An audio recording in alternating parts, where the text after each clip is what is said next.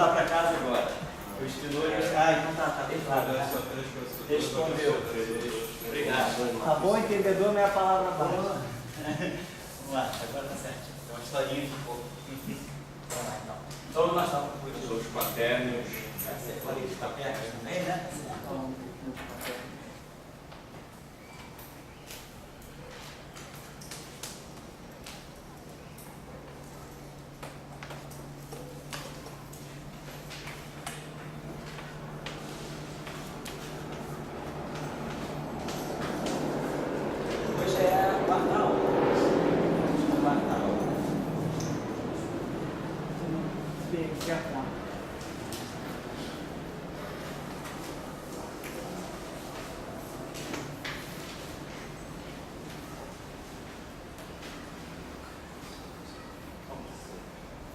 Bom, então a gente estava colocando a questão da relação, né? Nós trabalhamos a ideia então do grupo SO3, né? Então nós estávamos colocando isso aqui.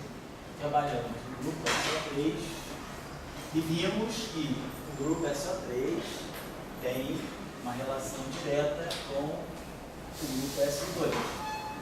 Então nós vimos que no espaço, vamos colocar assim, o que no espaço SO3 é um vetor. No mundo correspondente, no mundo SO2, é uma matriz. Então, nós temos uma matriz. Essa matriz aqui, a gente viu que ela era formada desse modo. Eram as componentes do vetor contraídas com as matrizes de Pauli.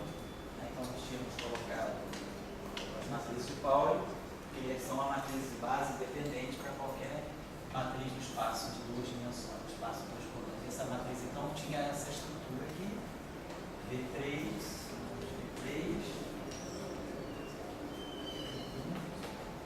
então, nesse espaço, a gente dava ao vetor não mais a forma de um vetor coluna, mas a forma de uma matriz hermitiana. Essa aqui, essa matriz aqui, ela é autoconjugada, hermitiana. Então, o que é o vetor desse lado é a matriz do outro lado. E aquilo que a matriz, o que o grupo SO3 faz aqui, que é deixar a norma do vetor invariante. Então, os vetores, né, as transformações, elas não mudam. O princípio de invariância que a gente tem aqui é que o modo do vetor não é mudado. Então, o princípio de invariância que a gente tem desse lado é que o determinante de V é igual ao determinante de V'. Né? Lembrando, claro, V', assim, V' é a matriz RV, onde essa matriz R aqui é uma matriz SO3, é uma matriz ortogonal e com determinante 1. Isso é o que está acontecendo desse lado. Desse lado aqui, como esse objeto aqui é uma matriz, essa transformação, uma transformação que deixa uma matriz determinante invariante, geralmente é uma transformação de similaridade. Então, o que a gente faz aqui desse lado, V' igual a RV, desse lado aqui, a nossa matriz V chapéu linha vai ser uma matriz S, o V chapéu, e o S menos 1. Então, essa transformação aqui garante que esse vetor fica com módulo invariante, ao mesmo tempo que essa transformação aqui garante que o determinante fique invariante. Então, o princípio de invariância que lá é uma matriz atuando nos vetores, o princípio de invariância aqui é uma transformação tipo similaridade. E aí, nós, a partir dessas relações aqui, a gente construiu isso, ficando pequeno. Né? Pois é, o pessoal descobriu o macete. E aí, mais uma para a diretoria. Então, desse lado aqui, então, nós tínhamos visto na aula passada, né? Que essa relação aqui era importante. A gente tinha aqui R. Então, agora, a conexão entre esses dois espaços, né, ela é estabelecida por essa relação aqui. As matrizes sigma, que é a matriz R,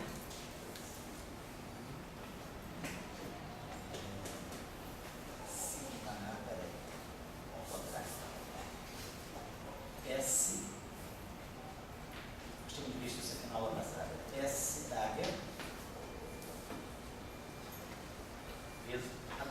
aqui é outra coisa que nós tínhamos mostrado. Então, que aqui, essa matriz R é ortogonal. Então, perdão, vou colocar a matriz nesse espaço aqui é ortogonal. Nesse espaço aqui, a matriz S, que faz o papel do R aqui, não é ortogonal, mas é unitária. Essa matriz aqui é unitária. Então, aqui eu tenho uma matriz ortogonal 3×3 e aqui eu tenho uma matriz unitária 2×2. Então, esses dois grupos, né, vão caminhando, mas no fundo a gente tem que observar que eles estão descrevendo a mesma coisa, na verdade. Né? Só que nesse caso aqui eu estou descrevendo rotações num espaço de duas dimensões complexas e nesse caso aqui rotação no espaço físico, no espaço tridimensional. Agora a conexão entre eles dois, vamos colocar aqui. Agora SO3, né? E SO2 convergem no mesmo ponto, vamos colocar. Até aqui foram, vamos dizer, eu fui criando dois mundos paralelos. O que tinha desse lado, tinha desse lado. Agora os dois lados vão se encontrar. O encontro desses dois lados, eles vêm através dessa relação aqui.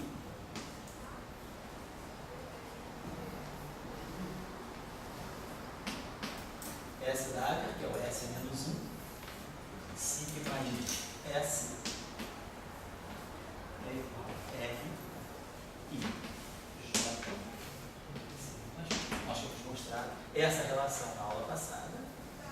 Tinha mostrado, na verdade, ela em forma inversa. Né? A gente tinha mostrado na aula passada, a gente tinha isso aqui, S menos 1, sigma I, S, da R, J, RJI, sigma I. Era isso que a gente tinha. Na aula passada a gente precisou chegar a isso para poder, mas depois a gente inverteu essa relação, trabalhou essa relação, na verdade era o contrário, né?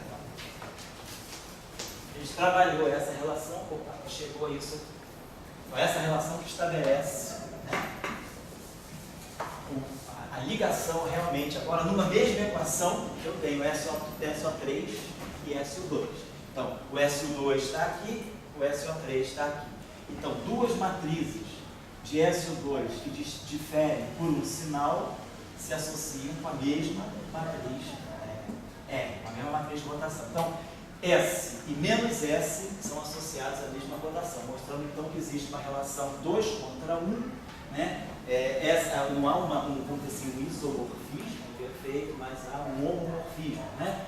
Porque duas matrizes distintas de SO2 é como se a gente tivesse aqui SO2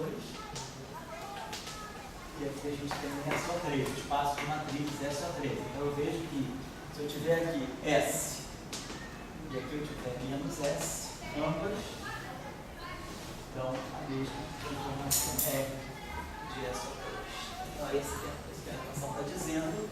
E a partir daqui, na aula passada nós terminamos a aula mostrando como é que era realmente a matriz S.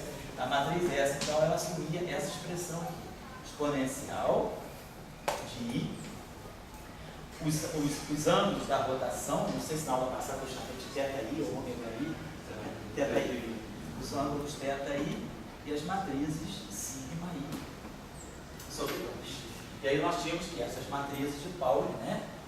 Sigma i sobre 2, comunicador do sigma j sobre 2, dá para nós i, epsilon i, jk, sigma k sobre 2. Então, a relação de comutação é essa.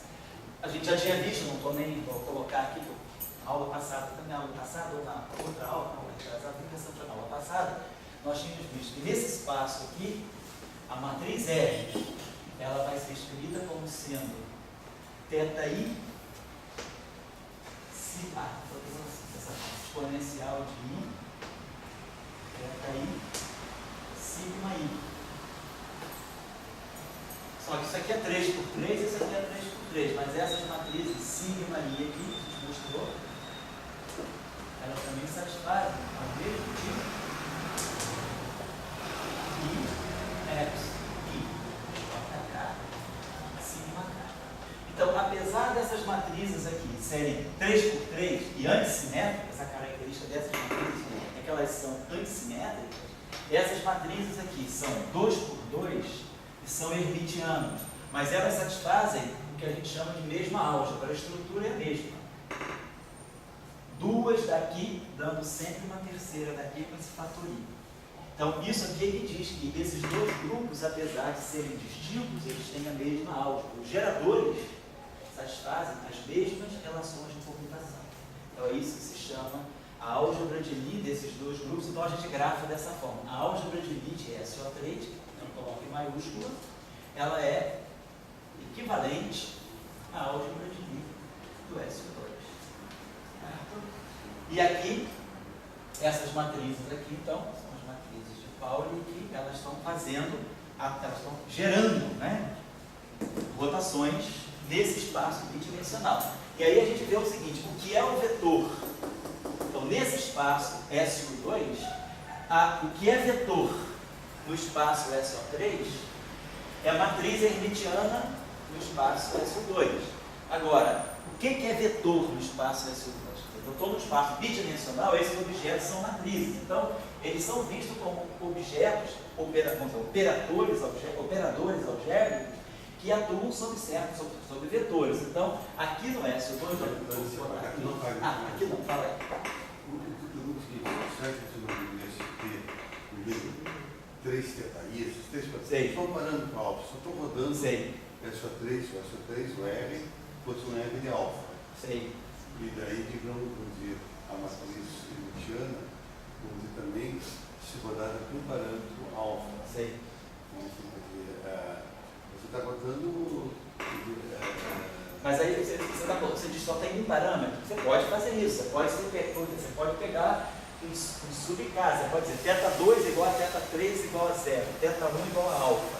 Mas você, em princípio, é obrigado a colocar os três, porque eu não tenho compromisso com rotação. Estou dizendo o seguinte, problema de pura álgebra linear. Uma matriz ortogonal 3×3, ela depende de 3 parâmetros independentes. O que são esses parâmetros? Depois a gente vai interpretar. Mas toda matriz que é ortogonal 3×3, ela vai depender de 3 parâmetros independentes automaticamente. Por quê? Ela é uma matriz que tem 9 elementos, ela é 3×3, então ela tem 9 elementos. Professor, vocês podem de abaixar essa aqui é a da sombra, né? Aqui, vê se não consegue. Tá ótimo, já tá? Não consegue aqui. Pode. Tem um negócio lá, tem luz. Às vezes, depois, durante a aula, ele acende sozinho. Mas ele fica meio assim. Acho que é o start que está ruim. Aqui está tudo luz, né? Tá tudo na sala, está tudo alto. Sabe que você já deu um pico de luz?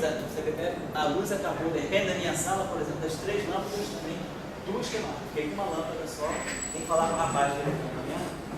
Ela está muito escuro mesmo. Essa aqui, justamente. Mas então, olha só agora, a questão é que uma matriz ortogonal 3×3, ela tem 9 elementos. Ela tem 3×3, tem 9 elementos. Mas ela satisfaz a condição de ortogonalidade. Então, isso aqui é igual a 1. Então, essa equação aqui, então isso aqui vai me dar essa matriz vezes essa matriz igual a identidade. Então, tá legal. Então, eu vou ter 3 equações da diagonal. Então, eu vou ter 3 vínculos, que eu vou ter que, quando eu fizer esse produto, que vai envolver os elementos dessa matriz, vai ter que ser igual a 1. O outro vai ser igual a 1, o outro vai ser igual a 1. Então, eu tenho 3 equações de vínculo.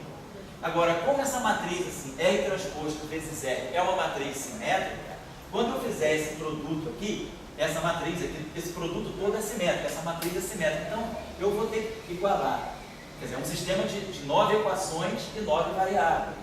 Só que 3 equações já saem daqui. Agora, as outras 3 que estão aqui são as mesmas 3 que estão aqui. Quando eu igualar, que eu fizer esse produto e pegar todos os elementos acima da diagonal e igualar a 0, eu não preciso fazer o de baixo que eu já fiz, porque essa matriz por construção é simétrica. Então, eu vou ter mais 3 condições que vêm de 3 equações iguais a 0. Então, eu tenho 6 vínculos. Então, eu tenho 9 parâmetros obedecendo a 6 relações. Então, sobram 3 parâmetros independentes. Então, toda matriz ortogonal 3×3, ela depende de 3 parâmetros independentes. Eu posso generalizar, por caso, N por N. Se eu tiver uma matriz N por N, toda matriz é SON, uma matriz ortogonal N por N. Então, ela tem N2 elementos. Beleza. Quando eu puser isso é igual a isso, eu vou criar vínculos. Então, esse produto tem que ser igual a identidade. Então, isso tem que ser igual a 1, isso tem que ser igual a 1, isso tem que ser igual a 1, isso igual a 0, 0, 0. Tem 3 equações iguais a 1 e 6 equações iguais a 0. Só que, então eu tenho 3 equações, N equações na diagonal. Agora, só que o que está acima, quando eu escrever as equações iguais a zero em cima da diagonal, elas já vão ser as mesmas que estão abaixo, não são dois conjuntos independentes. Então, fora da diagonal eu tenho n2 menos n sobre dois elementos. Então, eu tenho um outro conjunto de equações aqui, que é n2 menos n sobre 2. Então, isso aqui dá n2 menos n2, n2 sobre, menos n2 sobre 2 dá n2 sobre 2. Menos n mais n sobre 2 dá menos n sobre 2. Então, isso aqui no final do dia dá n vezes n menos 1 sobre 2. Então, toda a matriz S ou N, ela vai depender de n menos 1 sobre 2 amplos. Então, se eu tiver em 3 dimensões, dá 3. Se eu tiver em 4 dimensões, dá 6.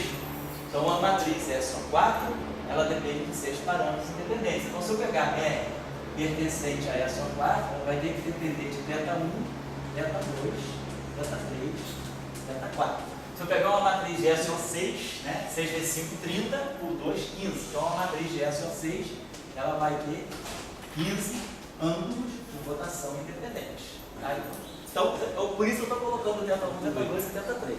Eu queria perguntar, se você estivesse utilizando uma simetria mais interna, um alfa, eu podia botar todos eles dependendo de um alfa. Sim, todos os ângulos são múltiplos, dependem de um único ângulo, certo? De um alfa interno, uma θ3 igual a alfa, alguma coisa. Daí o V3 de um também poderia ser dependente de alfa.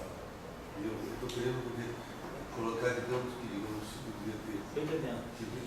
Eu estou entendendo. Podemos discutir isso melhor. A minha percepção é que o que você está colocando, não importa qual seja a dependência em alfa, se você disser que todos os tetas, né? Então, se você tem uma matriz de S ou N, vamos colocar assim, se você tem uma matriz de S ou N, essa matriz vai depender de ângulos θI, né? θI maiúsculo, onde esse I vai desde 1 até n menos 1 sobre 2. Então, tem n menos 1 sobre 2 ângulos independentes. Se você diz agora que todos esses ângulos θI são função de um único parâmetro alfa, no fundo você está pegando um subconjunto de matrizes que dependem de um só parâmetro. Não importa qual seja a dependência alfa, tudo você reduzir a um alfa só. Então, você está pegando S ou N, sim, mas você está pegando um caso muito especial de S ou N. Você não está pegando S ou N em toda a generalidade. Você, vamos dizer, em física, você estaria perdendo grau de liberdade. Você estaria congelando vários graus de liberdade em favor de um único grau de liberdade. Vamos fazer um exemplo depois, mas a gente faz depois da aula. Vamos pegar um caso de SO2, que é um ângulo só. SO2 não, SO3. SO2 não dá que é um ângulo só, então se é θ de alfa, não é, não importa. Mas eu entendi a tua questão. Agora, a última coisa que falta aqui para a gente fechar, e aí para a gente encontrar o caminho de casa, é que esses objetos, aqui eu já tinha falado na aula passada, esses objetos atuam em cima. Então, nesse espaço bidimensional complexo, onde esses vetores aqui são representados por matrizes, eu preciso agora ver quem são os vetores desse espaço. Então, esse espaço é um espaço bidimensional complexo. Então, ele vai depender de vetores bidimensionais, vetores de duas componentes, onde as componentes psi alfa são complexas. Essas componentes são complexas. Eu estou no espaço de matrizes de Pauli. A minha matriz dela não é real, ela é hermitiana. Então, eu estou trabalhando com números complexos. Então, claro, quando a rotação faz aquilo, né, em cima, quando a rotação faz isso aqui, né, S, V, S da H igual a V', quando eu fiz a rotação, o meu vetor matriz se transforma dessa maneira. Então, essa mesma rotação, por uma questão de covariância, né, essa mesma rotação vai ter que atuar nesses objetos desse modo. Então, quando eu faço uma rotação no espaço-tempo tridimensional, o meu objeto, que é o vetor bidimensional desse espaço, que absorve as rotações sob a forma de matriz SO2, esses objetos que são chamados de espinores, eles são transformados por SO2. Quer dizer, os espinores não vivem diretamente no espaço de coordenadas, eles vivem no espaço auxiliar, de duas dimensões complexas, mas eles absorvem as rotações que são feitas lá no espaço tridimensional. Quando eu estou dizendo que lá no espaço tridimensional, as coordenadas, elas rodam com a matriz SO3. Qualquer vetor é transformado com a matriz de SO3. Aqui nesse espaço, a transformação é essa aqui. são para alfa, S, alfa, beta, C. Então, isso aqui é a rotação vista desse espaço. Claro, nesse espaço aqui, S. Fecha a tela, essa área é o velhinho. Então, esse é o papel da rotação. Então, essa transformação. Então, eu vou tentar pegar um caso bem particular. Só de falar uma coisa boba, mas a gente, por exemplo, lá na Punchão e com obra, a gente sempre, quando tem soma implícita, é em cima e embaixo. Ah, tá. Você sempre está usando embaixo. Isso que você, lá tem que ser em cima e embaixo, porque o espaço não tem uma métrica trivial. Certo. Aqui nós estamos trabalhando com a métrica mediana. Isso, por isso. Mas a gente vai começar a falar da questão covariante e contra-variante quando aparecer uma métrica não positiva. Tá, e uma segunda pergunta muito trivial, essa porta aqui mais. Vocês não estão calor, não? Lembra? Eu tinha deixado o chave. Você pode botar calor. Não, tá ligado lá de fora. Tá ligado ainda? Do lado de fora? Tá. Tá mais ligado lá fora do que Mas ele realmente ajuda. Né? Os ares que vêm de Constantinopla, são sempre Constantinopla, aqui é a terra dos imperadores. Eles sabem que eu chamo ele de Constantino, o imperador, eles sabem, então não é fofoca, não. Eles sabem que eu chamei isso aqui de Constantinopla. É a parte, né, mais civilizada. Ele fala grego, inclusive, olha só, tem né? Não era língua de Bizâncio, não era grego? Caraca. E nós somos cristãos perseguidos. Mas o Constantino foi aquele o cristianismo dele, né? O cristianismo dele, que foi o Se não fosse Espírito Santo Helena, cara, que é mais que tu quer, cara. mas ele teve tudo também, né? Ele fez tudo de acordo com o que ele queria. Então, estamos em terras amigas. Então, vamos lá, pessoal. Vamos ver o papel de uma rotação. Vou pegar o caso da rotação mais simples que a gente tem, o famoso exemplo de sempre uma rotação em torno do eixo dos eixos. Então, quando eu faço uma rotação em torno do eixo dos eixos, nós temos exponencial de I, o ângulo de rotação em torno do eixo dos eixos vai ser um ângulo θ, e aqui nós vamos colocar a matriz sigma 3, a matriz que faz a rotação em torno do eixo dos eixos. Quem é a nossa matriz sigma 3? O nosso gerador sigma 3, lá das aulas anteriores, ela é 0, menos I, 0, I, 0, 0, 0, 0, 0. Aí eu pego essas transformações. Então isso aqui vai transformar as coordenadas de qualquer vetor. T' igual a R. Aí ele pega essa exponencial, calcula, sabe que elevar a matriz sigma 3 ao quadrado, ao cubo é facílimo, vai sempre se repetir. Não faltou um em algum lugar ali, não? Aonde? Aqui? Sigma 3, isso. Não, aqui é tudo, a gente já multiplicou por menos I. A gente tinha começado com 0, 1 menos 1, 0, mas aí a gente... Não, mas aí no outro, que eu estou rodando... Aqui é 0. Ah, pois é, isso aqui é o gerador. Só vai aparecer o 1 depois do exponencial. Tá. O exponencial de 0 é 1. Então no gerador é 0. Mas aí quando você tirar a matriz R, justamente, a matriz R vai ser isso aqui. Cosseno de θ, seno de θ, 0. Menos seno de θ, cosseno de θ, 0. 0 a 1. O R está na rotação, Eu sou o não no da gerador. rotação. Não no gerador. Então isso aqui dá para nós aquela velha transformação. V1', cosseno de θ, V1, mais seno de θ, V2. V2', menos seno de θ, V1, mais cosseno de θ, V2. E V3' é igual a V3. Então, fiz uma rotação em torno do eixo dos eixos, a terceira componente do vetor. E aí, Constantino, estava falando aí você agora. Fala aí. Ave Constantino. É o Ave Constantino. É isso. Mas todo mundo conhece Constantino já de nome, de paper, todo mundo já presta de paper, de fama, né? Não precisa nem vir aqui no CPF, né? Então tá legal. Fizemos uma rotação em torno dos eixos dos eixos. Vamos ver essa mesma rotação, como é que o quinor se transforma. Então vamos ver, vamos fazer essa mesma transformação, só que no espaço espinorial. Só para lembrar, espaço espinorial. Eu estou fazendo uma rotação em torno do eixo dos eixos. Então o único parâmetro que eu tenho é o θ3. Então aqui nós vamos colocar a matriz S. Aqui vamos colocar o θ e aqui vamos colocar o sigma 3 sobre 2. Quer dizer, os geradores das rotações do espaço dos espinores são o sigma sobre 2, são as matrizes de Pauli sobre 2. Elas são geradores. Então tá. Então aqui, eu já sei que sigma de Paulo, eu sei quem é. Aí a gente vai fazer esse cálculo aqui. Então vamos, velhinha. Então vamos tirar a matriz S. Então essa matriz vamos a tudo ver. Quando eu pegar essa matriz S aqui, então nós vamos ter lá como é que vai ser. Vou elevar essa, vou fazer esse cálculo aqui.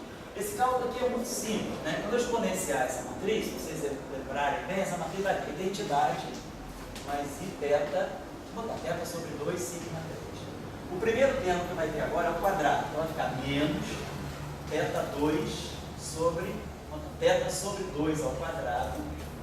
O menos vem do I e tem o fator meio da expansão. E a matriz sigma 3 ao quadrado dá identidade.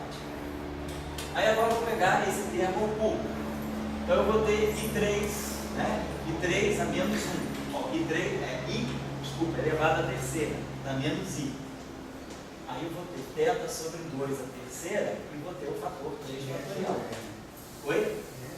Essa aqui é o S. Essa é o R eu já fiz.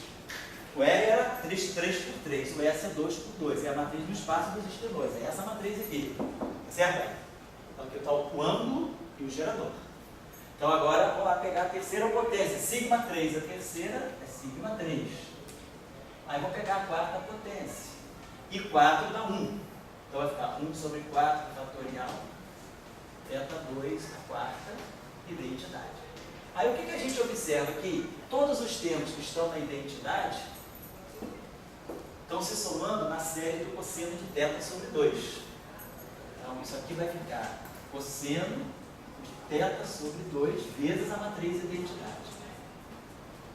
Então, já fiz a soma, quer dizer, agora eu vou só, tudo isso aqui é recursivo, porque aí θ4 e 4 é 1, aí agora eu vou pegar a quinta potência, vai repetir exatamente isso, só que com θ sobre 2 elevado à quinta. E aí vai. Então, toda a série par, todos os termos pares são coeficientes da identidade e dão a série de Taylor do cosseno de θ sobre 2. E aqui eu vou fatorar, ó, 1i sigma 3. Agora olha o coeficiente do sigma 3. Θ sobre 2 menos θ sobre 2 a terceira sobre 3, ou seja, é a série do seno. Então eu fatoro aqui em frente ao i sigma 3 a série que dá o seno.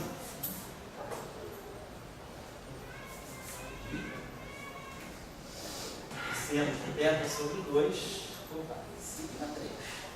Então a gente pode escrever essa matriz desse modo, né? Cosseno de θ sobre 2 identidade, mais i seno de θ sobre 2 sigma 3, eu posso escrever desse modo aqui. Isso aí não faz. Isso aí eu estou só agora pegando uma cotação particular. Então isso aqui fica cosseno de θ sobre 2 mais i seno de θ sobre 2, aqui é o sigma 3, aqui dá 0, aqui dá 0, não tem nada fora da diagonal, e aqui fica cosseno de θ sobre 2 menos o sigma 3 e seno de θ sobre 2. Então no final do dia, essa matriz fica bem simplesinha. Ela dá exponencial de i θ sobre 2, 0, 0, exponencial de menos θ sobre 2. Então, quando nós fazemos uma rotação em torno do eixo dos eixos, as duas componentes estenoriais elas nem se misturam, né? Elas se fatoram. Fica psilinha igual a exponencial de θ sobre 2 de psi, e psiloginha exponencial de menos i θ sobre 2 de psi. Fez como exercício, como tarefa, assim, muito simples, quem quiser fazer, é fazer o mesmo exercício, mas considerando uma rotação em torno do eixo do x, por exemplo, pegando i θ sigma 1 sobre 2. Aí vocês vão ver que o psi 1 e o psi 2 vão se misturar. O psi 1 e o psi 2 só não se misturam quando a rotação é feita em torno do eixo dos eixos. Mas quando a rotação é feita em torno do eixo do x, quando a rotação é feita em torno do eixo dos y, vai aparecer uma combinação do psi 1 com o psi 2 aqui, de psi 1, que nem aparece no caso do vetor. Então a gente já viu como é que, já ficou bem claro como é que os espinores se transformam. Observação simples é que se eu faço uma rotação de um ângulo θ igual a 2π em torno do eixo dos eixos, olhando as expressões dos vetores, o cosseno de 2π é 1, o seno de 2π é 0. Então, V' é igual a V, a rotação de 2π. leva um vetor nele mesmo. Só que aqui o 2π vem sobre 2. Então, exponencial de π ou de menos π é menos 1. O spinor, ele reflete o sinal. Quando eu faço uma rotação completa, o spinor ele sofre reflexão, ao passo que o vetor volta no mesmo. Então, isso deve estar de alguma maneira mostrando que o quadrado de um spinor, né, quer dizer, se eu fizer um spinor vezes outro spinor, os dois membros se condensam e dá alguma coisa que tem mais. Mas então a gente entendeu que esse objeto aqui, a questão que a gente se coloca é: esse objeto está no espaço-tempo ou não está no espaço-tempo? Ele não está no espaço tridimensional. Ele tem um psi-alfa que vai de 1 a 2, então ele está num sistema em que eu preciso de dois vetores independentes. O meu sistema é bidimensional, um sistema de eixos, né, de 2 dimensões. Ele não está no mesmo espaço que os vetores, mas ele está atento às rotações. Quer dizer, quando eu faço uma rotação aqui no espaço-tempo, ele está nesse espaço aqui, descolado do espaço-tempo, mas ele sofre uma rotação junto. Então há uma conexão entre esses dois espaços. E aí, a conexão entre esses dois espaços, né, que é o que vai encontrar o caminho da lata para a casa da gente, é essa relação aqui. É S d'Águia, sigma I, S, vamos ver agora, igual a R I J, sigma J. Então, vamos ver o que pode acontecer. Então, se eu pegar o spinor, qualquer spinor, né? Então, qualquer spinor, a transformação do spinor é essa aqui. Se eu pegar, então, uma grandeza que seja, que eu não seja mais spinor, por exemplo, se eu pegar esse objeto aqui, construir essa grandeza aqui, psi d'Águia vezes um Qui. Né? Por exemplo, eu vou definir dois spinores. Então, eu tenho esse spinor π, psi, e tenho um spinor Qui. Dois vetores distintos desse espaço sofrendo a mesma rotação. Dois spinores. Dois vetores desse espaço são dois spinores. Então, se eu fizer esse objeto aqui, vamos calcular esse objeto. Esse objeto aqui é muito simples. Ele é psi1 estar, Q1, mais psi2 estar, Q2. Ou seja, ele é psi estar, I. Se eu fizer uma rotação, esse objeto aqui vai ser psi' d'Águia. Vamos construir esse objeto agora com os spinores transformados. Então, vamos construir essa mesma grandeza com os spinores transformados. Então, vai ficar psi d'Águia, S d'Águia, S, I. Mas, nesse espaço, essa matriz é unitária. Então, isso aqui dá identidade. Então, essa grandeza aqui é uma grandeza invariante. Essa grandeza, fazendo qualquer rotação, os dois spinores giram, mas o giro deles dois é compensado. Então essa grandeza, qualquer que seja a rotação que eu fizer, ela não percebe a rotação, já está melhor, né? Ah, você entendeu? Depois elas começam assim, esquenta, né? Ah, beleza. Então, e aí então essa grandeza é uma grandeza escalar. Então o que a gente está observando é o seguinte: que se eu pegar um spinor d'Águia e compuser com um outro spinor, eu estou ganhando aqui é o escalar. Isso aqui todo mundo mais ou menos, né? Então vamos colocar assim dessa maneira. Vamos pegar agora uma outra combinação. Então, com esses dois spinores, eu não defini uma noção de direção. Mas se a gente lembrar aí, quando a gente construiu o espaço spinorial, a gente usou, quando a gente construiu uma base para as matrizes hermitianas, em duas dimensões, né, as matrizes 2x2 hermitianas, a gente usou como elemento de base as matrizes de Pauli. As matrizes de Pauli são 3. A gente tem uma matriz de Pauli para cada direção do espaço. Então a gente construiu, né, a gente tem no espaço spinorial, a gente tem alguém que dá uma noção de direção. A gente pode representar assim, ou que é isso aqui, então sigma I. Ele tem 3 componentes. Então, eu posso introduzir uma noção de direção dentro do espaço spinorial, escolhendo a oportuna matriz de Pauli, ou sigma 1, sigma 2, ou sigma 3. Então, vamos construir uma grandeza que seja desse tipo aqui. Psi d'Águia, pegar uma componente sigma I aqui. Claro, essa grandeza aqui tem 3 componentes. Então, isso aqui eu vou escrever. Então, eu posso escrever Psidagger, sigma 1, Q. Calculando, isso aqui, a matriz sigma 1 é 0, 1, 1, 0. Então vai ficar psi1 star, Q2, mais psi2 star, Q1. Já substituí a matriz de Pauli sigma 1 aqui. Quando eu substituir a matriz de Pauli sigma 2, que é 0 menos I e 0, então eu vou ter psi menos I, psi1 star, Q2, mais I, psi2 star,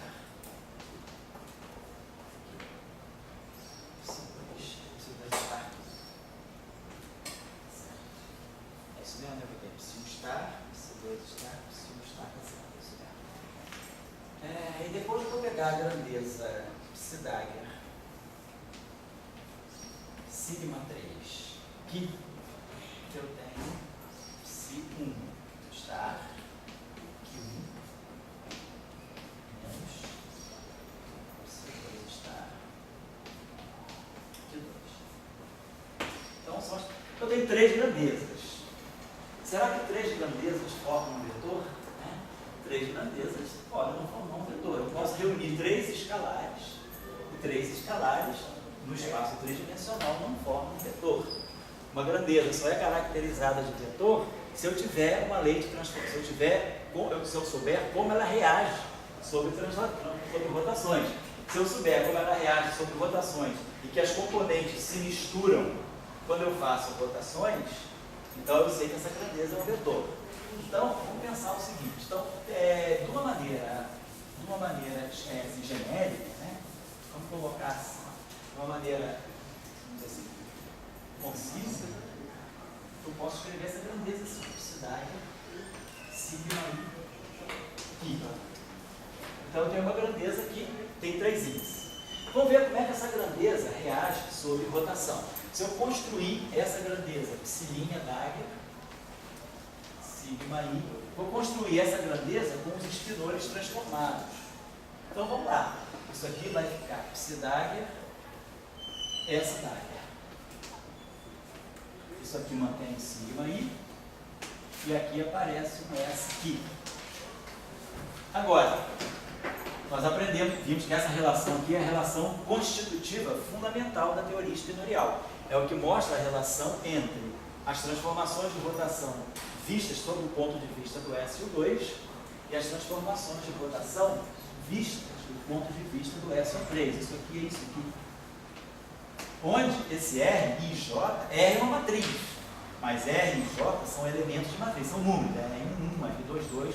Então esse sigma não pode passar por aqui, porque isso é uma matriz 2 por 2, isso é 2 por 2, isso é 2 por 2.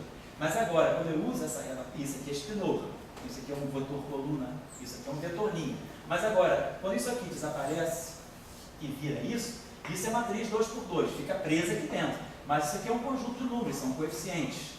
Então isso aqui pode sair, então isso aqui está dando para nós R e J, Psidagger, sigma J. Bom, agora eu vejo que esse objeto aqui, né, esse objeto linha, ele tem um índice I. E ele transformado, ele é R. Então, a gente viu isso aqui. Se eu pegar um espinor linha, vou fazer isso aqui. Vou pegar espinor sigma I, espinor, tudo linha. Isso aqui é R vezes espinor sigma L e J, sigma J.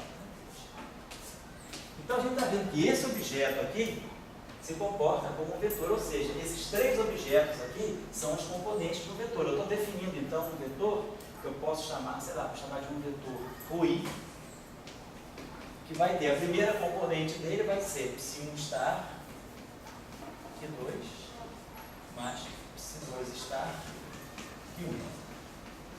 A segunda componente dele vai ser menos I psi1 star Q2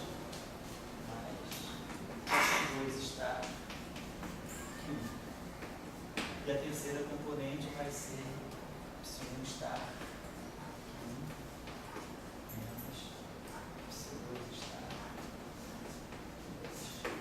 Então, realmente, esses três objetos, que são bilineares fermiônicos, eles estão se comportando como os três componentes do vetor. Por que bilineares fermiônicos?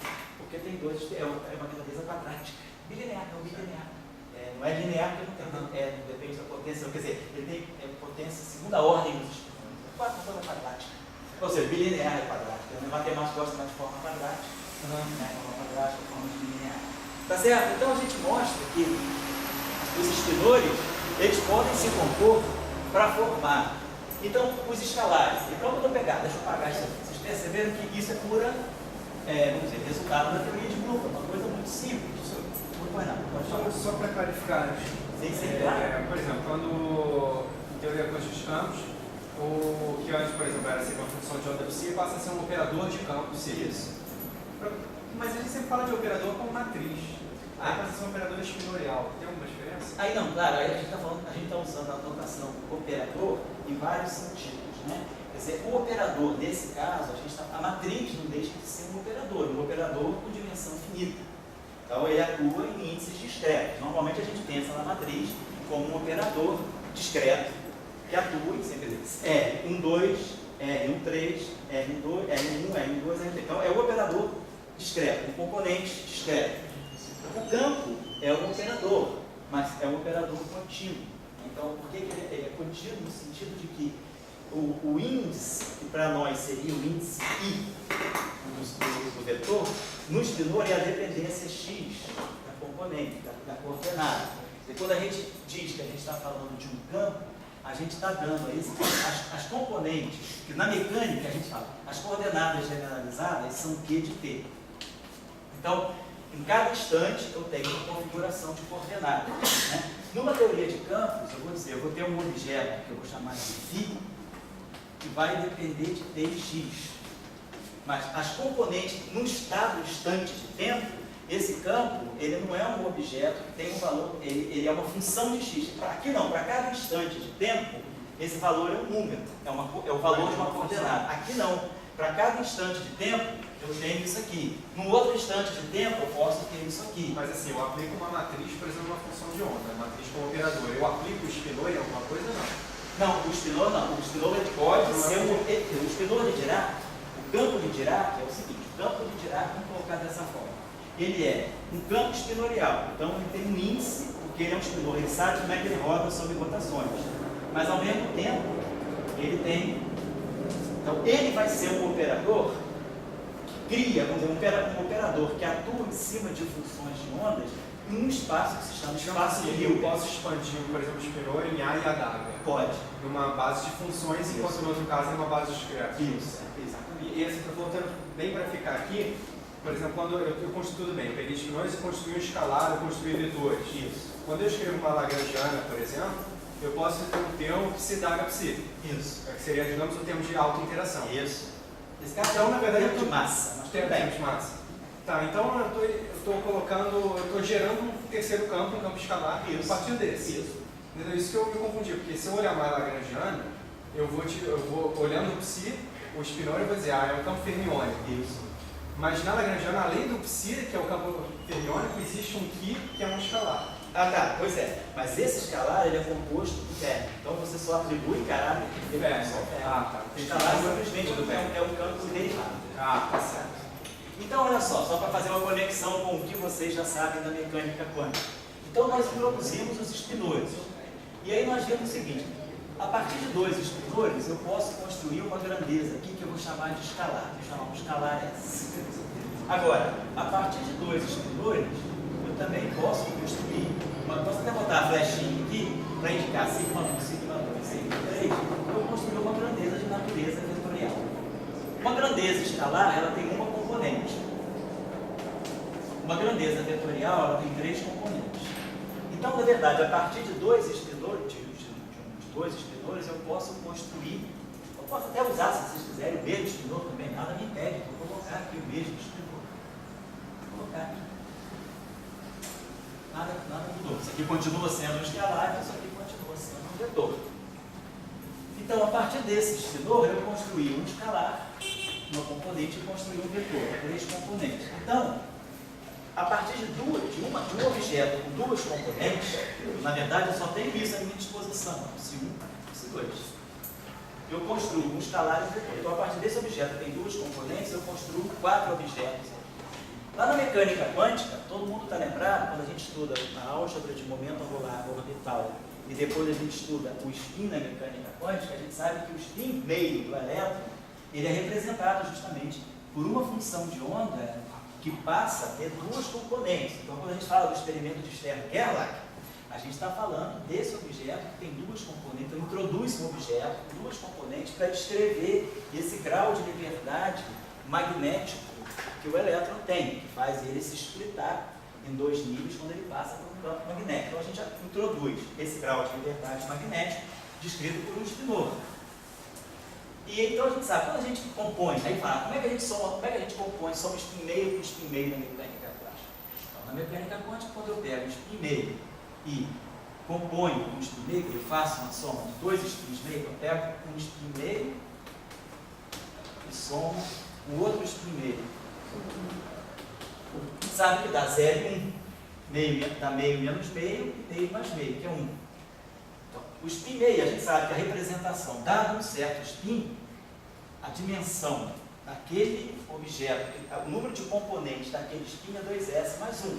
Vai desde menos s, vai desde s, s menos 1, menos s mais 1, menos s. Então a gente tem 2s mais 1 estados associados ao mesmo spin s.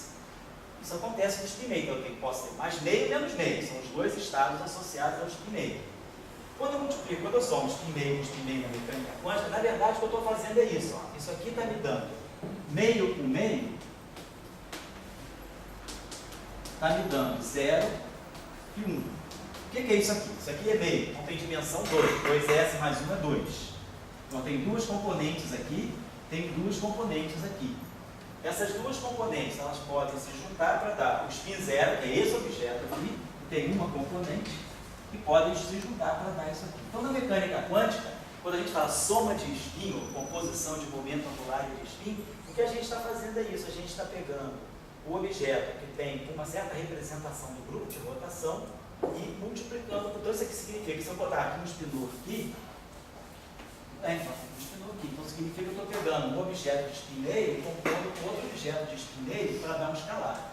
Então, meio com meio dá 0 e 1. O 0 é esse escalar e o 1 é esse vetor. Então, quando lá na mecânica quântica a gente descreve o estado de triplete, né, de 2 spins meios, a gente na verdade está falando disso aqui. Então, esse produto, né, vamos dizer assim, os spinores, eles estão sendo usados para formar objetos que estão no espaço. Então, eu estou, aí está o caminho de volta para casa. Eu estou lá no mundo spinorial. Perdi a referência do espaço-tempo. Mas eu falo, se eu me juntar com outro spinor e colocar aqui no meio uma matriz sigma, nós três vamos formar um vetor. Eu volto para o meu espaço. Então, agora eu sei onde eu estou aqui. Ó. Tem 3 componentes. Então, eu voltei para o espaço-tempo. Né? Então, se eu estou bêbado, você está bêbado, mas o Felipe aí não está bêbado, o Felipe está aqui no meio, Felipe é o sigma. Eu sou o Psidaga, Felipe é o sigma, e nós estamos cambaleando, mas ele não está bêbado, ele que vai guiando a gente. Então ele está levando a gente de volta para casa, ele está dando a direção, a gente vai pegar o ônibus certo para chegar em casa, né, uma apanhada nobina, e uma apanhada velha. Né? Então é isso aqui. Então está aqui o carinha que nos dá a direção. No espaço espinorial, ele introduz a noção de direção que é lá do espaço-tempo.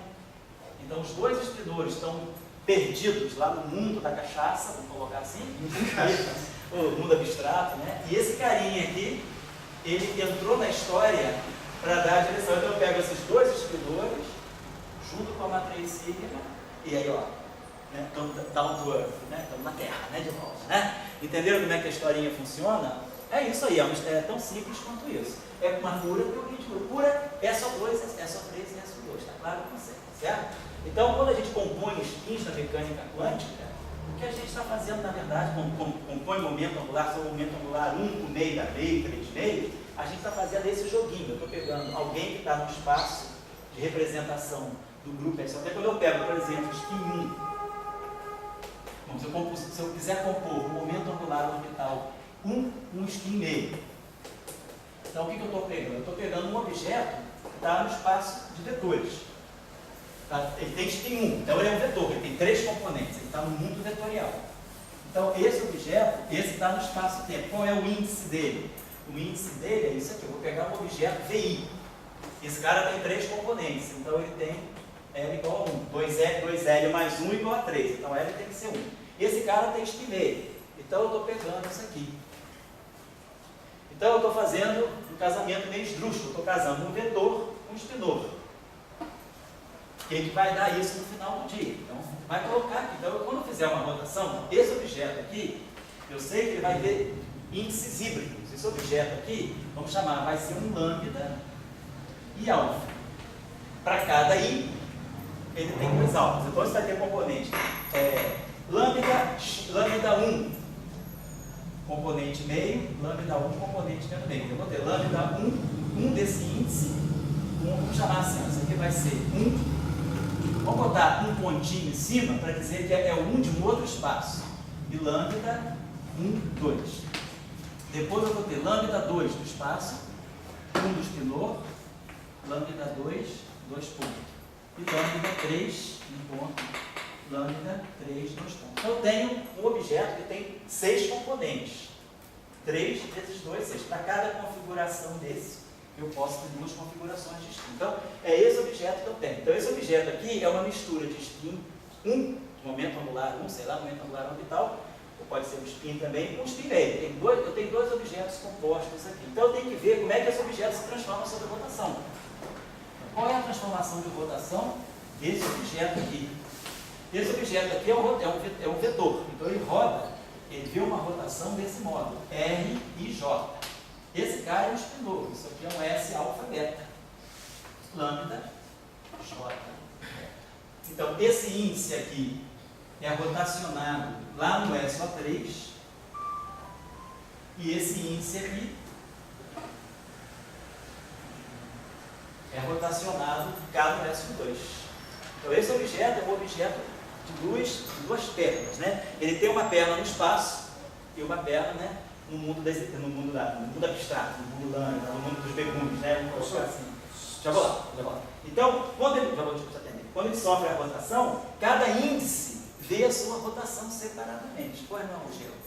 O senhor está explicando para a gente, no fundo, o que são os Bryce-Cat. Isso aí é o cat. Isso aqui seria, vamos pensar isso. Nesse caso aqui, não. Nesse caso aqui, eu poderia dizer que esses dois aqui são cat. É como se eu tivesse esse cat com esse cat. Naquele caso, eu tive cidade aqui, eu poderia dizer, eu tenho um bra e um cat. Aqui eu mudei o espaço. Não, tudo bem, você está no cat, produto vetorial cat. Produto tensorial cat. Cat, tensor, cat. Isso. Cat, tensor, cat. É isso mesmo. Entendi. Então eu sei como é que esse objeto se transforma. E aí eu sei também que esse objeto tem 6 componentes.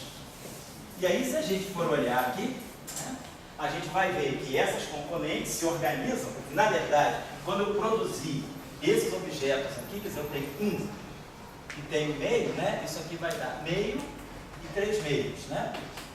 Esse meio tem 2 componentes e esse 3 meios tem 4. 4 e 2, 6. Então, as 6 componentes, então quando eu pegar esse objeto aqui, ó, lambda 1, 1 ponto, lambda 1, 2 pontos, lambda 2, 1 ponto, lambda 2, 2 pontos, lambda 3, 1 ponto, lambda 3, 2 pontos. Então tem 6 componentes.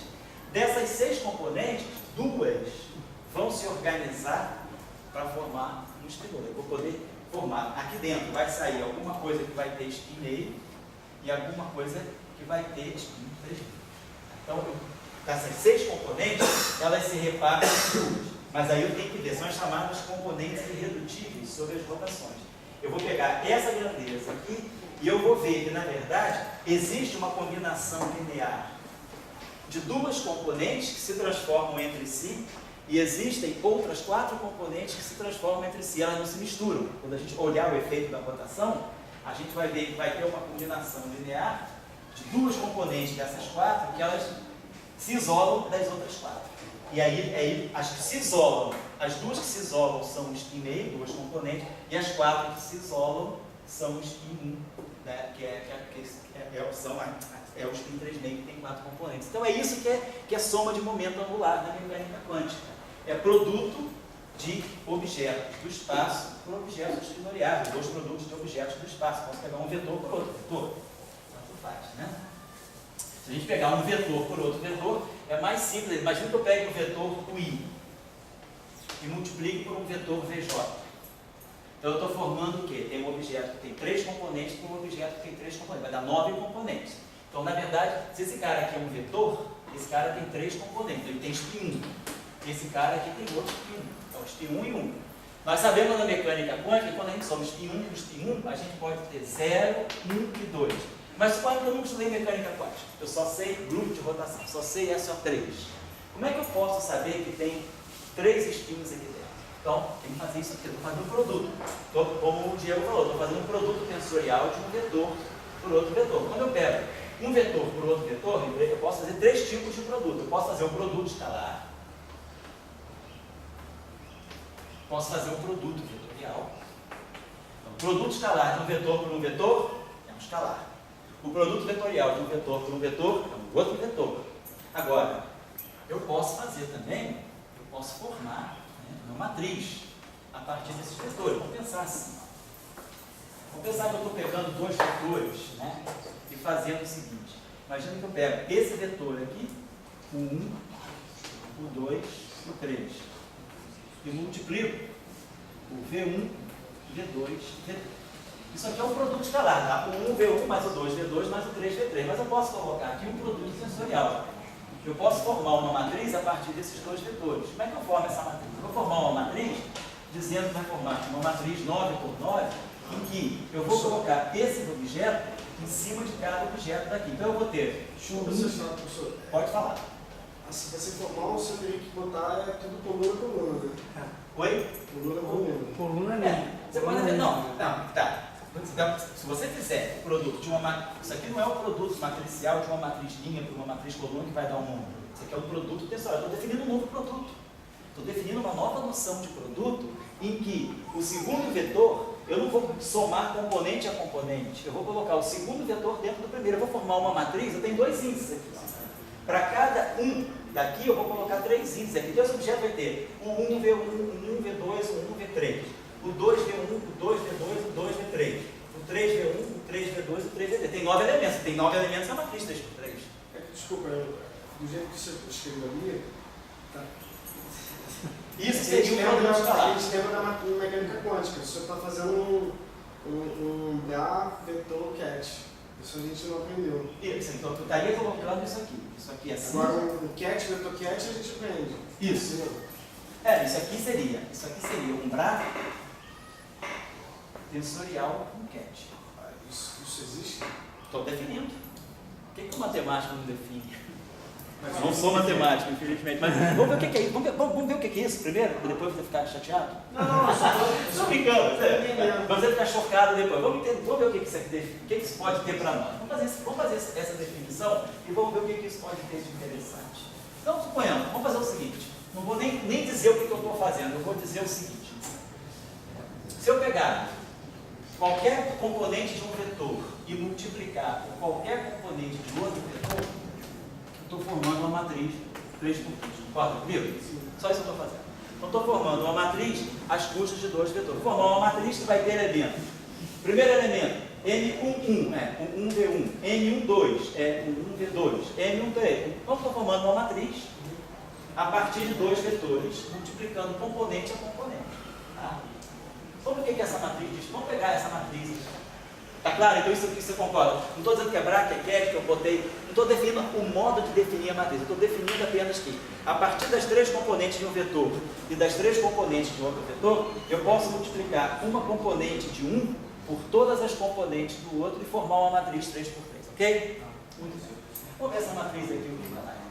Toda matriz, aí a álgebra é assim, toda matriz pode ser decomposta numa matriz simétrica, mas uma matriz antissimétrica. Então, né, vamos fazer de matriz. N é igual a N, mais N transposto sobre 2, mais N menos N transposto sobre 2. Uma matriz é sempre a soma de uma matriz simétrica com uma matriz antissimétrica. O que eu estou fazendo aqui? Eu estou fazendo isso. O I VJ mais o J VI sobre 2 mais o I VJ menos o J VI sobre 2. Ou seja, foi o que eu fiz aqui. Eu somei e subtraí a matriz transposta. Então, eu somei essa grandeza e subtraí essa mesma grandeza. Então, estou mostrando que isso é igual a meio dele mais meio dele. Só isso, certo? Agora, esse objeto aqui é um objeto, isso aqui é uma matriz anissimmétrica. Então, a matriz anissimmétrica, a diagonal dela é 0. Então, a diagonal dela é 0. Esse elemento aqui vai ser o 1V2 menos o 2V1 sobre 2. Esse elemento aqui vai ser o 2V1 menos o 1V2 sobre 2. Então, é só esse cara aqui vai ser igual a menos esse. Esse cara aqui vai ser igual a menos esse. E esse cara aqui vai ser igual a menos esse. Então, a matriz antissimétrica, na verdade, tem 3 componentes. Se ela tem 3 componentes, ela tem spin. Ela é um vetor. Qualquer objeto com 3, todo mundo deve lembrar da álgebra linear, eu posso sempre escrever um vetor tridimensional sob a forma de uma matriz. Eu posso escrever esse vetor assim, escrever uma matriz V, que vai ser 0, VZ, 1, 2, 3, menos VY, menos VZ, 0, 2,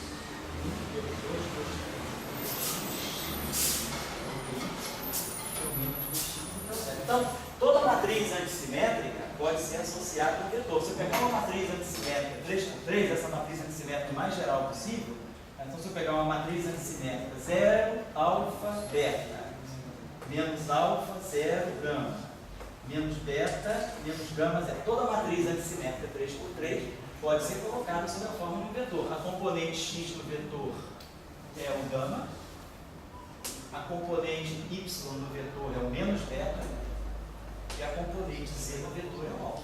Então, dada uma matriz antissimétrica, eu sei que eu posso extrair ela do vetor do espaço tridimensional. Então, a matriz antissimétrica é a mesma coisa que um vetor, só reordena as componentes. Então, se isso aqui é um vetor, isso aqui tem 3 componentes. Se isso aqui tem 3 componentes, isso aqui é o spin 1. Então, olha só. 1 com 1 já está saindo por ali. O 1 está na parte antissimétrica. Tá? É um vetor. Depois, isso aqui é uma matriz que tem... Aqui eu tenho... Aí eu tenho... Essa matriz tem 9 elementos. Isso aqui tem 3. Então, me sobram 5 elementos aqui. 9. Me sobram 6 elementos aqui. Toda matriz simétrica... Isso aqui é uma matriz simétrica. Toda matriz simétrica, se vocês se lembrarem lá, ela pode sempre ser escrita como uma matriz simétrica, com traço nulo, mais 1/3 da identidade vezes o traço de S. Né? Sabe que essa relação aqui, a gente pode sempre escrever da seguinte maneira. Toda matriz S simétrica pode ser escrita como uma matriz S' mais alfa vezes o traço de S vezes a identidade. Se eu quero que essa matriz tenha traço nulo, eu digo traço disso igual a traço disso vai ser traço 0. Mas para esse objeto aqui, traço da identidade é 3, então se alfa for igual a 1/3, isso aqui está me mostrando que essa matriz aqui é simétrica 3 por 3, essa matriz aqui é simétrica 3 por 3, mas tem traço nulo, e essa matriz aqui é a identidade, ela contém toda a informação do traço que está aqui. Então toda matriz simétrica, n por n, vale em qualquer dimensão, é só botar um n aqui. Se eu tiver em n dimensões e pegar uma matriz n por n simétrica, eu posso sempre decompor essa matriz numa outra matriz simétrica sem traço, mais uma outra matriz que é um múltiplo da identidade que carrega toda a informação do traço. Eu desloco a informação do traço daqui para cá. Então essa matriz aqui tem traço nulo, e aí o traço disso, o traço da identidade é n, então oi? Como é que eu mostro isso aí? Ah, é tão simples, não estou dizendo que é fácil, é simples, porque eu deixo como tarefa. Tarefa 2. Tá? Simples não quer dizer que seja fácil. Tá? Às vezes é simples, porque depois que você pega, tem que fazer isso. Aí você faz em 2 linhas, mas às vezes você não sabe o que fazer. Você sabe começar? Vou pensar. Então porque não é fácil, é simples. Não vai ser simples. Você vai pensar, vai ser ajustado, você vai ver só. Então podem mostrar esse exercício, que toda matriz simétrica pode ser decomposta numa outra matriz simétrica de traço nulo, mais um múltiplo da identidade que envolve o traço. Então, toda a informação do traço está aqui, eu retirei do traço aqui. Então, essa decomposição aqui está me mostrando o seguinte: essa matriz aqui, esse objeto aqui, então eu posso pegar essa informação aqui. Como é que você tem traço nulo e é uma simétrica, significa que o traço pode ser A, B, C. Tipo, pode ser A, B, C, diagonal. Menos A, menos B. Tem que ser traço nulo. Não, mas o S. O S, tá. A 3D é A, B, C. Uhum. A é diferente de B, que é diferente de C. Isso. Se esse tipo tem traço nulo e a outra parte é múltipla da identidade, como é que eu vou juntar? Pensa. Essa aqui é a tarefa. Tá tudo na tua mão, cara. Você tá só não está juntando os peças. Você já sabe como fazer. Mas a identidade é tudo igual. Vai ficar A. Novidade isso? Alguém não sabia disso, que a identidade é tudo igual? Não é? Não, a gente vai caindo, a gente vai se autodestruindo. É brincadeira, tô te polarizando, não, tô brincando, mas é isso mesmo. Tá tudo na tua mão, você só não tá sabendo juntar as peças. Você já entendeu como fazer? Vai. Se você botar no papel o que você falou, tá pronto. Não. Ele é muito ansioso, ele vai querer fazer agora. Vamos em frente. Então, olha só. Quer que eu te dê um exemplo? Um exemplo não. Seja humilde na vida. Começa com a matriz 2x2. Faz com a matriz 2x2, não tenha vergonha não. Faz com a matriz 2x2, você vai ver como é que funciona. Aí você generaliza de para ele e por aí. Tá legal. Certo? Sem vergonha de fazer 2x2. Então, esse objeto aqui, observe o seguinte. Essa matriz aqui é uma matriz simétrica. É. Não falei? É só o cara botar o papel na mão e ver que sai. Então, observe o seguinte. Se eu pegar essa matriz aqui, eu estou escrevendo essa matriz como sendo uma matriz simétrica de traço nulo. Então, eu vou pegar isso aqui, olha só. Vamos pegar, isso significa o seguinte, que para não ficar carregando essa notação toda a vida, vamos chamar essa matriz aqui de S. Isso aqui é meu S. Então, isso aqui é uma matriz 3x3 simétrica. Beleza. Então, essa matriz S, ela vai ser escrita como uma matriz de traço nulo, mais 1/3 da identidade vezes o traço de S. Vamos tirar o traço dessa matriz aqui. O que é o traço de uma matriz? É a soma dos elementos da diagonal. Olha só, pega os elementos da diagonal. Vamos somar. Quando eu fizer a diagonal, basta fazer I igual a J.